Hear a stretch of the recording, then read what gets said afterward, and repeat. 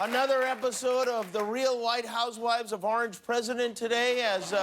I'll tell you something, the news started early this morning and has not let up. What an onslaught. Trying to keep up with all this is, I felt like the fattest kid on the dodgeball court all day today.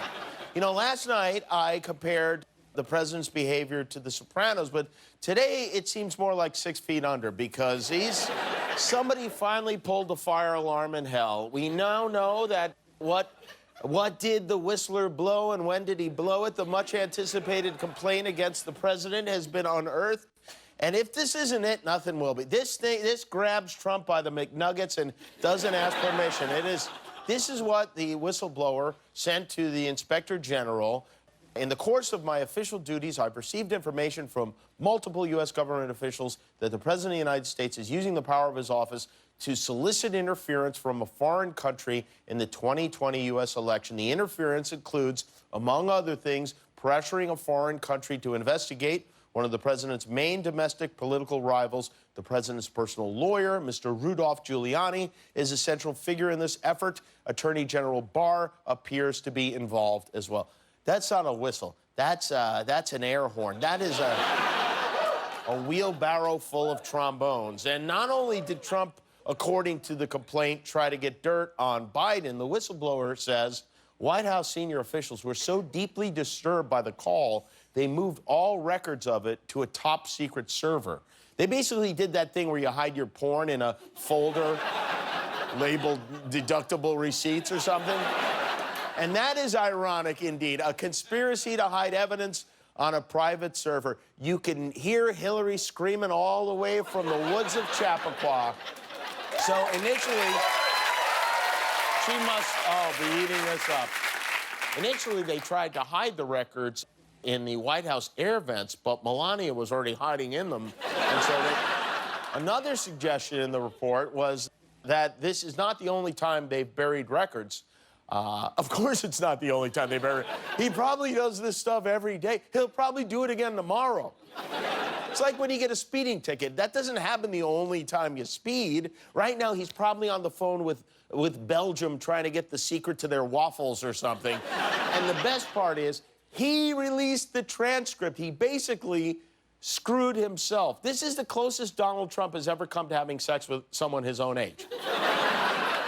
These Republicans in Congress are so afraid of him. They're so fearful. Most of them just read the transcript and they're like, well, there's nothing fishy about this call at all. This morning, Joseph McGuire, who's Trump's acting director of national intelligence, appeared before the House Intelligence Committee to talk about the complaint and how it was handled. Lawmakers want to know why he didn't hand the complaint over to Congress right away, which is standard procedure for a whistleblower. He waited 5 weeks to turn it in.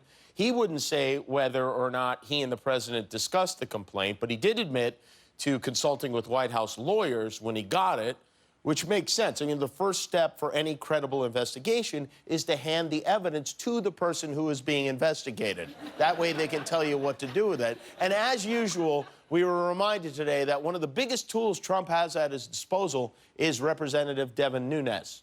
The current hysteria has something else in common with the Russia hoax. Back then, they accused the Trump campaign of colluding with Russians when the Democrats themselves were colluding with Russians and preparing the Steele dossier. Today, they accuse the president of pressuring Ukrainians to take actions that would help himself or hurt his political opponents. And yet there are numerous examples of Democrats doing the exact same thing. See, this is their strategy. Whatever you say we did, we say you did right back. Pretty soon, he'll be accusing the Democrats of having sex with Stormy Daniels before you know it. But go on, Devin. I'm curious to know what kind of examples we're talking about here. Democrats on this very committee negotiated with people who they thought were Ukrainians in order to obtain nude pictures of Trump. And that was the moment I realized I wouldn't be eating breakfast today. You know, the idea that someone wants to see Donald Trump nude, that might be the wildest conspiracy theory ever. Even QAnon was like, no, wait, that is That is not... This is interesting, too. I noticed something during McGuire's testimony. This could be a game changer. Check this out, because during his testimony, look at what kind of water he was drinking here, okay? You see, Poland Spring. Poland Spring water, which is a curious choice, especially when you consider no witness has ever been given Poland Spring water before. Not Jim Comey, who was given tap water. Corey Lewandowski got Dasani. Mark Zuckerberg was giving official Congress water. Ben Affleck was in Congress. He got Deer Park water. So why wet your whistleblower with Poland Spring? Well, could it be the fact that Poland shares a border with Ukraine? That's right. Now this is Watergate right here. Bottled Watergate. And the fake news won't report it. And with this Ukraine drama unfolding with a president facing impeachment for only the third time in American history, with every news channel laser focused on this developing story, this is what they were up to this morning on Fox and Friends. I'm always amazed about the way we're coming up with different ways of flavoring syrup. I mean, just you thought a lot of sugar and sap and just putting a funnel in a tree was enough. Well, it sounds to me like someone's gunning for a Pulitzer. And shame on the fake news media for not giving National Pancake Day the time it deserves. Morale was said to be low at the White House today. It was cloudy with a chance at tweet balls today. Things are so bad. Things are so bad for Donald Trump, he was forced to retweet Geraldo today. That's how grim it got. The president spent much of the afternoon complaining about the complaint, again calling it a witch hunt, and he also came up with a title for his autobiography today. It will be called The Greatest Scam in the History of American Politics. Trump claims he only watched a little bit of the testimony this morning. Right. Just like he only eats a little bit of cake. He did not tweet as much as he usually does today, but he did get out in front of reporters for a little tantrum on the tarmac.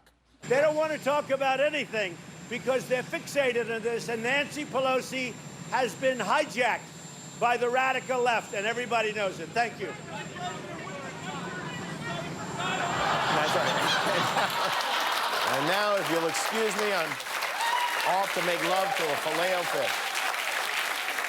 Trump also lashed out directly at the whistleblower and the person who turned him into the whistleblower, which is outrageous, and he made it very clear that he wants to know who it was that ratted him out. Who's the person who gave the whistleblower the information? Because that's close to a spy. You know what we used to do in the old days when we were smart, right? The spies and treasons, right? We used to handle it a little differently than we do now. Hilarious. The president wants to kill someone on his staff. What will he think of next? We still don't know the identity of this whistleblower. That will be revealed next Wednesday on The Masked Singer. But we did learn from the New York Times that he is a man and he's with the CIA. So when Trump says it was a spy, he's right. It was one of our spies. He really is spinning out. He's getting increasingly sloppy. You'd think the guy with the world's most famous comb-over would be better at a cover-up, but he's also suggested today that or threatened today that if he gets impeached, the stock market will crash. That's right. The markets will crash. Chicken sandwiches will sell out. Cell phones will freeze up right when you're trying to send a text. We're all going to hell without him. Meanwhile, the vice poodle, Mike Pence, is quietly and politely biding his time. They sent him out to suckle the warm and nourishing teats of Lou Dobbs. But I don't know. If I was Donald Trump, Mike Pence is a guy I'd keep an eye on. The ironic thing is the only time it did happen that we know about is when former Vice President Joe Biden threatened over $1 billion in aid to Ukraine in exchange for a specific act. But in this case, the president's been completely vindicated.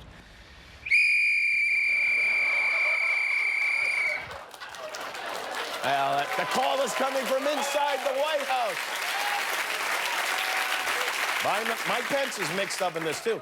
According to the complaint, Trump ordered Mike Pence to skip Ukrainian President Zelensky's inauguration and sent Rick Perry instead. And the reason he did it is because he wanted to see if Zelensky would play ball before he sent Mike Pence over there. Because, you know, if you play ball with Mike Pence, he will always fetch it, and it ruins the game. So he sent Rick Perry, who, as you know, was the second person eliminated on Dancing with the Stars. And the whistleblower wrote, multiple U.S. officials told me that the Ukrainian leadership was led to believe that a meeting or phone call between the president and President Zelensky would depend on whether Zelensky showed willingness to play ball on the issues that had been publicly aired by Mr. Lutsenko and Mr. Giuliani. Those issues being getting information on Hunter Biden, Joe Biden's son. Here's my prediction. Only guy who's going down for all of this, Rudy Giuliani. When the dust is cleared, Rudy will be under the bus. Maybe even the Access Hollywood bus, if we're lucky. And he's already feuding with the State Department. He claims they sent him to Ukraine. They say they didn't. And either way, he was the middleman for Trump on this. Which, having Rudy Giuliani be your middleman, it's like asking Bill Cosby to chaperone your date. It's a problem. But Rudy says that when all is said and done, he will be the hero of this story, right? He'll be like those heroes you met out on the street today, begging for tips. Meanwhile, the impeachment process marches on. A majority of the House, at least 223 lawmakers now, are on board with the impeachment inquiry. But Nancy Pelosi, the Speaker of the House, is in no mood to celebrate. Every day, the sadness grows because the disregard for our Constitution that the president has becomes more clear. Well, she'll be chugging Coors Light from a beer bong if he gets impeached. All signs are pointing to impeachment, and people are noticing from Washington, D.C. all the way to Washington State. This is the call for impeaching President Trump the sign was showing during the morning commute. The sun was back to normal by 11 in the morning, but we showed the picture to Rich Gordon. Oh, I approve. But should it be on a sign like this? Oh, no. Of course not, but that's fun. Make that man the governor. If you like that video, click subscribe, and we'll be together until one of us dies.